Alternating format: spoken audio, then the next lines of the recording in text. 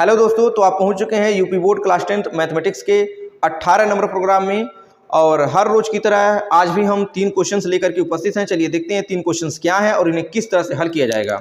और साथ ही साथ हम आपसे एक कमिटमेंट भी करते हैं कि अगर आप 18 नंबर प्रोग्राम के प्रत्येक क्वेश्चंस को तैयार करके जाते हैं तो 27 फरवरी को जो आप मैथ का एग्जाम देंगे उसमें तीसरा क्वेश्चन, चौथा क्वेश्चन और 5वां क्वेश्चन जो 6 नंबर के क्वेश्चन आते हैं वो बचेगा नहीं, ये मेरा दावा है।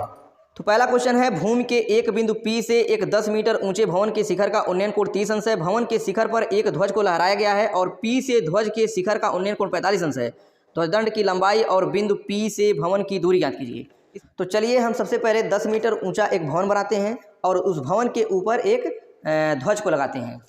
तो सबसे पहले हम 10 मीटर ऊंचा एक भवन बना लेंगे। ये है हमारा भवन, ये है हमारा भवन और ये 10 मीटर ऊंचा है। और इस भवन के ऊपर एक ध्वज बना देंगे। ये है ध्वज हमारा है, हाँ ये है आपका ध्वज। चलिए अब इस भवन से कुछ दूरी पर एक बिंदु है, ये मान लेते हैं। ये है, यहाँ से एक बिंदु है आपका, यहाँ से इस पर जब देख रहा है भवन के शिखर को तो 30 अंश का कोण बन रहा है। और यहीं से जब इस ध्वज को देख रहा है तो 45 अंश का एंगल बन रहा है। तो बताना यह है कि इस भवन से इस पॉइंट की दूरी कितनी है और इस जो ध्वज है इस ध्वज की लंबाई कितनी है। तो सबसे पहले इसको हम इससे ज्वाइंट कर देंगे, इसको फिर उससे ज्वाइंट कर देंगे। तो ये इसको इससे ज्वाइंट कर दिए, ये एंगल है 30 अंश। इसको इससे ज्वाइंट कर दिए, ये एंगल है आपका 45 अंश। यहाँ पे लिख देंगे ए है, यहाँ पे मान लेते हैं ये बी है, ये सी है और ये है डी। समकोण त्रिभुज ए बी सी में हो जाएगा tan 30 अंश बराबर लंब बटे आधार। लंब है BC, आधार है AB। tan 30 अंश का मान होता है 1 बटे करड़ी में 3। BC का मान 10 दिया है उस चित्र में, देखिए AB का मान नहीं मालूम है। AB का गुणा 1 में होगा तो AB हो जाएगा, कड़ी में 3 का गुणा 10 में होगा तो 10 कड़ी में 3 हो जाएगा। इतना मीटर है भवन से उस बिंदु की दूरी। उस भवन से उस बिंदु की दूरी AB बराबर हो गया 10 कड़ी में 3। अब हम लिखेंगे समकोण त्रिभुज ABD में लिखेंगे समकोण त्रिभुज ABD में। तो इसमें हो जाएगा tan 45 अंश बराबर लंब BD बटे आधार AB। तो tan 45 अंश का मान 1 हो जाएगा। BD का मान हो जाएगा 10 प्लस CD, 10 प्लस CD। अरे क्या है, ये हो जाएगा 10, हाई हो जाएगा CD, 10 प्लस CD। तो 10 प्लस CD, AB का मान यही निकाले हैं, 10 कड़ी में 3 है, 10 करड़ी में 3, 10 कड़ी में 3 का 1 में गुणा हो जाएगा। तो यहाँ हो जाएगा 10 करड़ी में 3 बराबर 10 प्लस CD। 10 को उठा के पार कर देंगे तो हो जाएगा 10 करड़ी में 3 माइनस 10 बराबर CD।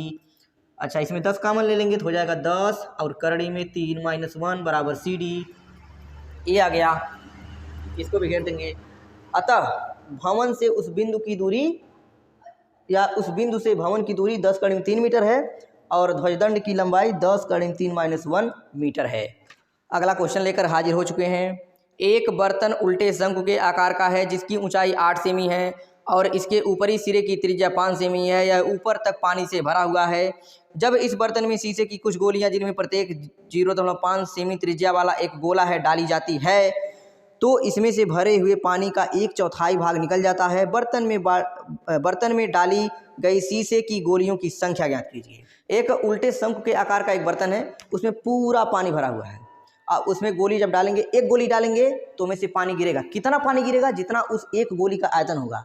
2 गोली डालेंगे तो तभी पानी गिरेगा। कितना पानी गिरेगा? जितना उन दोनों गोली का आयतन होगा। तो इसमें से जितना उसमें पानी भरा हुआ था उसका 1/4 पानी गिर गया है। तो कितना हम गोली उस बर्तन में डाले हैं वही फाइंड आउट करना हमको। तो चलिए देखते हैं। सबसे पहले एक फोटो बना लेते हैं। आपका शंकु, उल्टा शंकु है ये। अच्छा, ये पूरा पानी भरा हुआ है इसमें, ये पूरा इसमें इस तरह से है, ये पूरा पानी से भरा हुआ है। ये टोटल पानी से भरा हुआ, टोटल पानी से, ये पूरा पानी से भरा हुआ है। शंकु की ऊंचाई दे दिया है 8 सेमी, 8 सेमी और शंकु की त्रिज्या दे दिया है 5 सेमी, ये है 5 सेमी। चलिए, शंकु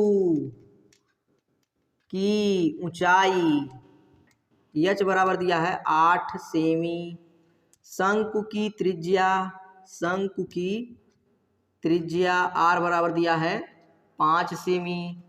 जो गोली डाला गया है, गोली की त्रिज्या, इसमें बड़ा वाला आर ले लेंगे, बराबर 0.5 सेमी का ये गोली का त्रिज्या है। चलिए, शंकु का 1/4 पानी गिर जाता है गोली के डालने से। तो मान लेते हैं कि इस बर्तन में n गोली डाला गया है, तो लिखेंगे माना बर्तन में n गोली डाला गया है। n गोली का आयतन बराबर हो जाएगा गिरे पानी का आयतन, मतलब जितना गोली डाला जाएगा उसी के बराबर पानी गिरेगा। तो n गोली का आयतन बराबर गिरे हुए पानी का आयतन। तो n गोली का आयतन कितना होता है? गोली का आयतन है 4/3 पाई r क्यूब। गिरे हुए पानी का आयतन कितना है? शंकु के आयतन का 1/4 पानी गिरा हुआ है, तो लिखेंगे शंकु के आयतन का 1/4, तो n गुणे 4/3 पाई r क्यूब बराबर शंकु का आयतन कितना होता है? 1/3 पाई r स्क्वायर h गुणे 1/4। हाई 3 से हाई 3 कट जाएगा, हाई पाई से हाई पाई कट जाएगा। n गुणे 4 हाई r क्यूब का मान 0.5 का क्यूब हो जाएगा, बराबर r स्क्वायर का मतलब 5 का स्क्वायर, h का मान है 8 और गुणे 1/4, हाई 4 दूनी 8 कट जाएगा।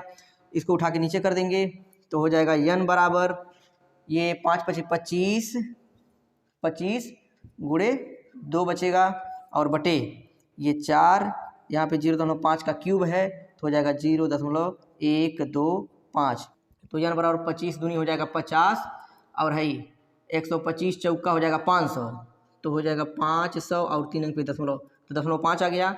10 गुणे 10 कर देंगे तो हो जाएगा n बराबर 500/5, तो n बराबर यहाँ से आ जाएगा 100, यानी कि बर्तन में 100 गोलियां डाली गई हैं।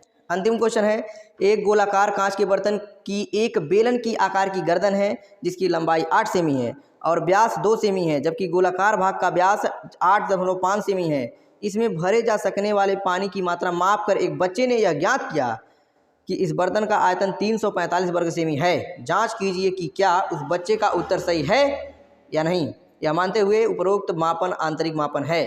पाई का मान 3.14 प्रयोग कीजिए। इस तरह से एक गोलाकार बर्तन है और यहाँ से थोड़ा सा हटा देते हैं इसको, हट गया और ये थोड़ा सा इस टाइप का है, ये बेलनाकार है, इस तरह से है, इस तरह से ये बेलनाकार है और इस तरह का पूरा बर्तन है। इसका जो व्यास दे दिया है, इसका जो व्यास है वो 8.5 सेंटीमीटर है। अच्छा, इसका जो व्यास दिया है वो 2 सेंटीमीटर दे दिया है। इसकी ऊंचाई जो दिया है वो दे दिया है 8 सेंटीमीटर, ये भी ऊंचाई दे दिया है। गोलाकार भाग का व्यास बराबर दे दिया है 8.5 सेमी। तब त्रिज्या बराबर हो जाएगा त्रिज्या r बराबर हो जाएगा 8.5/2 सेमी। बेलनाकार भाग की त्रिज्या बराबर हो जाएगा, त्रिज्या r बराबर हो जाएगा 1 सेंटीमीटर और बेलनाकार भाग की ऊंचाई, बेलनाकार भाग की ऊंचाई h बराबर हो जाएगा 8 सेमी। बर्तन का आयतन बराबर, पहले गोलाकार भाग का आयतन निकालेंगे तो हो जाएगा 4/3 पाई r cube plus pi r square h, तो हो जाएगा 4/3 पाई r क्यूब यानी कि 8.5/2 का cube plus pi r square यानी कि 1 का स्क्वायर गुणे 8। 4/3 हो जाएगा, पाई की जगह पे पाई हो जाएगा। 85 का क्यूब होता है 614/125, तो इसका क्यूब हो जाएगा 614/125। 1 अंक पे दशमलव है, 3 बार गुणा होगा, 3 अंक पे दशमलव लग जाएगा। 2 का क्यूब होता है 8 प्लस हाई हो जाएगा मिला जुला के 8 पाई, हो जाएगा यहाँ से 4 दूना 8, फिर हो जाएगा 614 125 पाई बटे 3 दूनी 6 प्लस 8 पाई, हाई 6 का भाग देंगे तो हो जाएगा, आ जाएगा आपका 102.354, इतना पाई प्लस 8 पाई, जोड़ देंगे दोनों को तो 102 में 8 जोड़ेंगे तो हो जाएगा 110.354 पाई, पाई का मान रख देंगे 110.354 गुणे 3.14, 346.5 सेंटीमीटर क्यूब, तो इतना आ जाएगा उस बर्तन का आयतन। अतः बच्चे का जो उत्तर है वो गलत है, अतः बच्चे का उत्तर गलत है, अतः बच्चे का उत्तर गलत है, गलत है बच्चे का उत्तर।